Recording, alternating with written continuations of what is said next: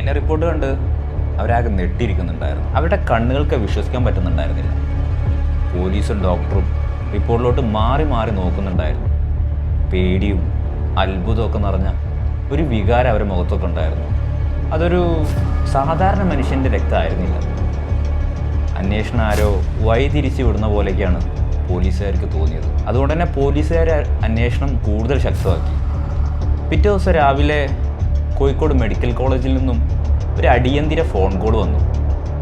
Sir, ഇന്നലെ ഹോസ്പിറ്റലിൽ നിന്നും കാണാതായ അയാൾ വീണ്ടും ഹോസ്പിറ്റലിൽ എത്തിയിട്ടുണ്ട്.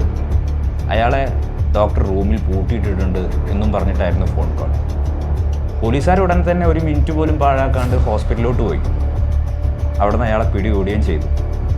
പക്ഷെ അയാളെ ചോദ്യം ചെയ്ത് ഒരുപാട് ചോദ്യങ്ങൾ ചോദിച്ചിട്ടും അയാൾക്കൊരു ഉത്തരം മാത്രമേ പറയാണ്ടായിരുന്നു. ഫ്ലൈറ്റ് 702 തിരികെ വരുന്നു എന്ന് മാത്രം.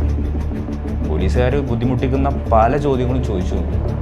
പക്ഷേ അയാൾ വീണ്ടും ആ ഉത്തരം മാത്രമേ പറഞ്ഞുകൊണ്ടിരുന്നു.